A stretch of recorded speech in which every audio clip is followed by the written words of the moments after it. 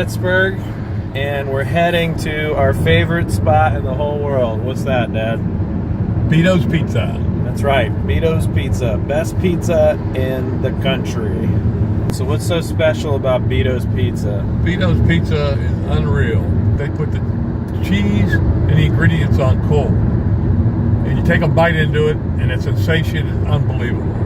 All right, and so how long have you been eating Beato's Pizza? Well, I'm 70 years old now. When I was a kid in grade school, I used to walk down the hill to Banksville Road in Pittsburgh and buy Beato's Pizza for 25 cents a slice. It comes in squares, which is unusual for pizza.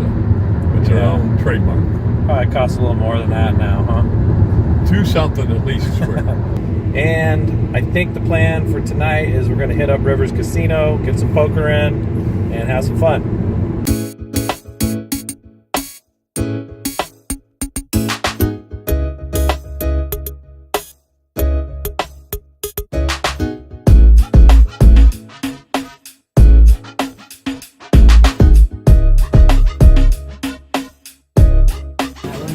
How you doing? Can I get... Here you go. For here. Let's do 3 cuts with pepperoni.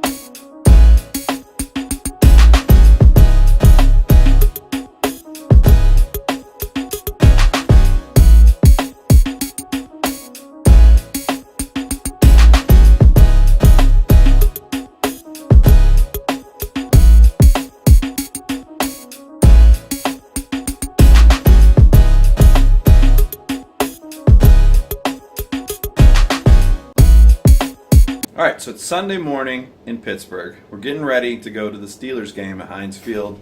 They're playing the Kansas City Chiefs. As you can probably figure out, I'm a big Steelers fan. So last night we went and checked out the poker room at Rivers Casino. I tried to get some footage, but almost the second I walked in with my phone, and I was even kind of being discreet about the footage, the lady at the front desk asked me to stop filming or stop taking pictures or something like that, and said there's absolutely no filming and no pictures inside of the poker room. So we weren't really able to get a whole lot of footage from the poker room. But I will say this, it's a very nice room. It is huge, 30 tables and lots of space.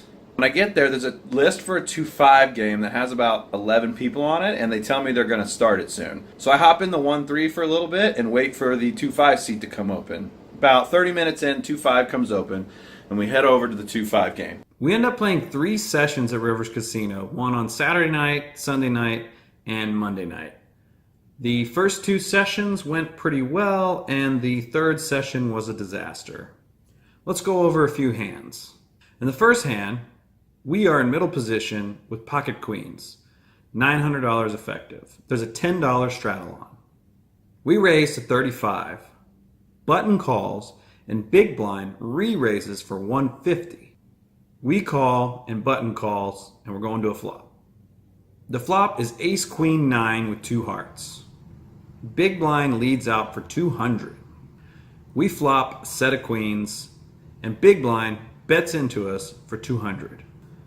Button is still behind us to act, and we have a decision to make here. We can either flat the 200, which will leave us with about 550 behind, or we can go ahead and get it all in right now.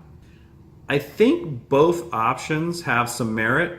If we flat, we could get button to come along, and then we can jam the turn. The only problem is we're going to be jamming the turn with about a half pot size bet. So although it's very likely that we'll still have the best hand, if there are any big draws left, they will likely have the odds to call.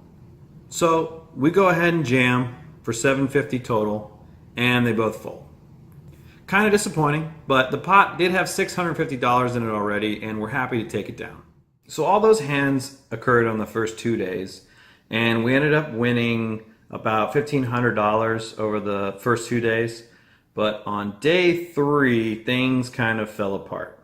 In our 2 biggest hands of the night, we got all in as huge favorites. In one, we were a 96% favorite to win the pot when we got the money in.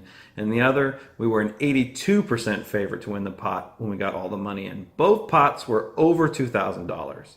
So anytime you lose your 2 biggest pots of the night, you're probably going to have a pretty bad night. If we win just one of those pots, we're ahead for the trip. If we win both, we are massively ahead for the trip. But when we lost both hands, we end up as a 1.5K loser for the 3 sessions. Unfortunately, that's just how poker goes. Sometimes you win, sometimes you lose, and even if you play completely perfect, you could end up with a massive loss in a single session. Now, I'm not saying that I played perfectly. That's definitely not the case. But I think we played pretty good, and unfortunately, we just caught the bad end of variance. And that's going to be a not very good segue into the topic of this week's vlog, which is, what is your happiest moment in your poker career? Well, it definitely wasn't the 3K loss that we just took on day 3. But along the way, I have had a lot of happy moments in poker. Out of all the moments, though, I think my absolute favorite was the very first No Limit Hold'em tournament I ever played in. It was a live tournament. It was probably 2003, and at that point, I'd only played Limit Hold'em. There was about 60 to 70 people in the tournament, and I took down first place.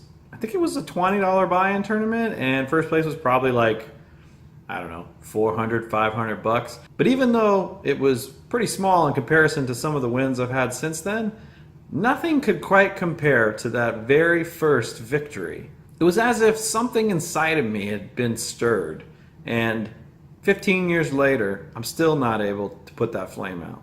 I've taken some breaks here and there, but in the end, poker is something that I always come back to, and at this point, I don't see it as something that I will ever quit doing completely. It makes me wonder, if I'd bounced out of that tournament in the first 15 minutes, would anything have happened differently?